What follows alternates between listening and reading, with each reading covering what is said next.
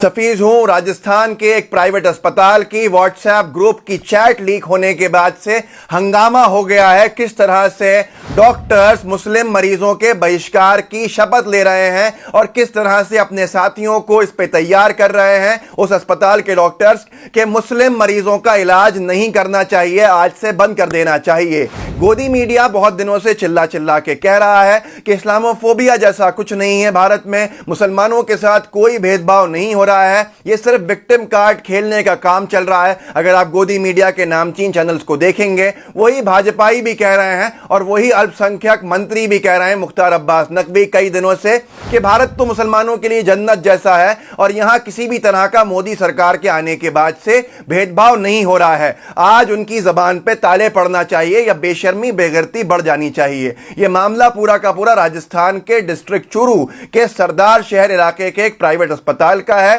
जिसको आज Indian express ने 7 जून 2020 शाम को छापा है। पूरी खबर को गोदी मीडिया से यह पूरी खबर गायब है। हम आपको सुनाएंगे कि इस व्हाट्सएप चैट में ऐसा क्या क्या लिखा था, जो नफरत भरी भाषा थी और कितनी खतरनाक है। इस वीडियो को आखिरी तक देखिएगा। डिस्ट्रिक्ट चूरू राजस्थान में सरदार शहर में एक अस्पताल है जिसका नाम है श्री चंद बारडिया रोग निदान केंद्र, और इस अस्पताल के स्टाफ का जो व्हाट्सएप ग्रुप था उसके अंदर किस तरह की बातें लिखी हुई थी मैं आपको बताता हूं। जो लीक हुआ है, पुलिस ने केस के अंदर अपनी कार्रवाई शुरू कर दी है, पर अभी तक कोई एफआईआर नहीं हुई है।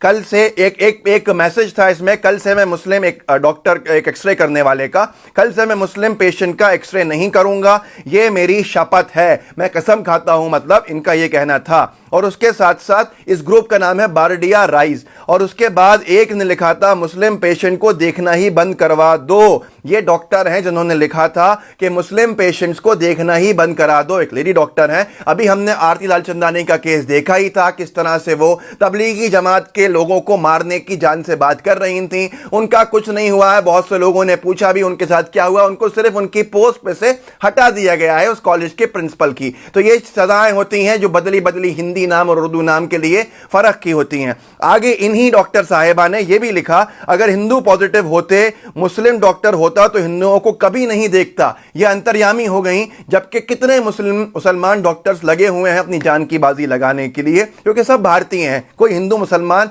तकलीफ में नहीं होता है। इन्होंने लिखा आगे भी, मैं नहीं देखूंगी मुस्लिम ओपीडी, बोल देना मैडम है ही नहीं यहां पर। यह हालत है आज इन लोगों की जिन्होंने शपथ ली है इंसानियत की, और यह मामले सामने आने के बाद गोदी मीडिया को साफ सूंघ गया है। आप सोचिए कि कहां चले गया आउटरीच, कहां चला गया गुस्सा। उसके बाद एक और मैसेज था, उसमें लिखा था कि सरदार शहर में केवल मुसलमान ही पॉजिटिव पाए गए हैं, तो सबसे अच्छी बात यह है कि हिंदू डॉक्टर हम इनको देखें ही नहीं, बल्कि इनको मुसलमान डॉक्टरों के पास भेज दिया जाए। यह कैसी शपथ थी इनकी जो इन्होंने डॉक्टरी के वक्त ली थी। इसके बाद जब मामले ने तूल पकड़ लिया तो यह मामला पूरे जगह वायरल हो गया, पुलिस ने अपनी इंक्वायरी शुरू कर ली। और दोस्तों, उसके बाद जो अस्पताल के मालिक हैं जिनका नाम है सुनील खाखाल, उन्होंने फेसबुक पे आके माफी भी मांगी है। मतलब ये बात हुई है, कोई इसको डिनाई नहीं कर सकता है। उन्होंने लिखा है, नमस्कार दोस्तों, मैं डॉक्टर सुनील चौधरी, श्रीचंद बराडिया रोग निदान केंद्र सरदार शहर, अपनी फेसबुक आईडी के माध्यम से फेसबुक पर वायरल हो रहे हमारे हॉस्पिटल स्टाफ की चैट के लिए माफी चाहता हूं। उसमें जो भी लिखा है उसमें मेरा और मेरे किसी स्टाफ या किसी भी धार्मिक वर्ग को ठेस पहुंचाने या उनकी भावना को ठेस पहुंचाने की कोई कतई मंशा नहीं है। एक समुदाय का इलाज ना करने का इरादा, लेकिन फिर भी बुरा लगा, इसके लिए मैं और मेरी पूरी हॉस्पिटल स्टाफ आप सबसे क्षमा प्रार्थी हैं। बस हो गया काफी। नफरतें बाहर आ चुकी, नफरतों को दुनिया ने देखा, देश ने देखा। ऐसे डॉक्टर जो एक तरह से काटने पीटने पे उतारू हो, किसके पास जाएंगे इलाज करने लोग? आज क्या हो गया है, और ये नफरतों का शिकार गोदी मीडिया की गलत सलत झूठी रिपोर्टिंग की वजह से हुआ।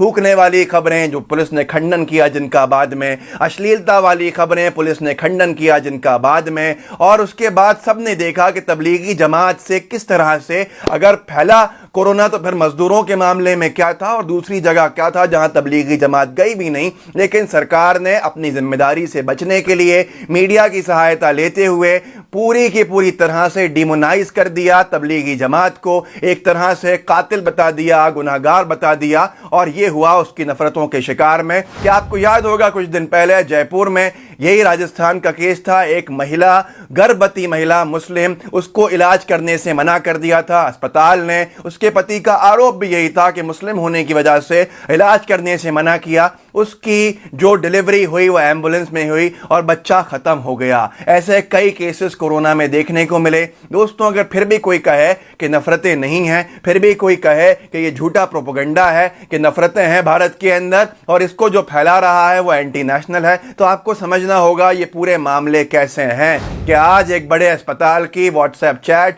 सामने आती है जिसमें यह कहा जाता है कि हम मुसलमान मरीजों का बाइकआउट कर देंगे। कहां जाएंगे इलाज कराने के लिए? अगर यही चीज खाड़ी के देश करने लगे जो भारत से गए हुए काम करने वाले हैं, तो क्या होगा दुनिया का? क्या ये हम एक सिविलाइज देश की तरफ जा रहे हैं या हम और नफरतों के अंदर देश को आग लगाने की तरफ बढ़ रहे हैं? इसका जिम्मेदार कौन है? सवाल कीजिए। सवाल करते रहेंगे, इंसानियत भी जिंदा रहेगी, लोकतंत्र भी जिंदा रहेगा। जगह जगह ये देखने को मिला है। आरती लालचंदानी का केस हो, जिनको सिर्फ उनकी नौकरी से हटाया गया, या इन अस्पताल के मालिक साहब का हो जिनकी एक फेसबुक पोस्ट काफी थी। हमारी अशोक गहलोत जी से भी अपील है कि आप एक साफ छवि के राजनेता हैं, एक बहुत ही अच्छी सरकार लाए हैं। जो पिछली सरकार के संगी बैठे हुए हैं इनको बाहर कीजिए, नहीं तो ये आपको ही बदनाम करेंगे और पूरी इंसानियत को शर्मसार करेंगे। और उम्मीद करते हैं जल्दी कार्रवाई होगी। सरदार शहर पुलिस का कहना है कि उन्होंने कार्रवाई शुरू कर दी है, वो जांच पड़ताल कर रहे हैं। पर सवाल यहां यह उठता है कि अभी तक एफआईआर क्यों नहीं हुई है? अगर एफआईआर हो जाएगी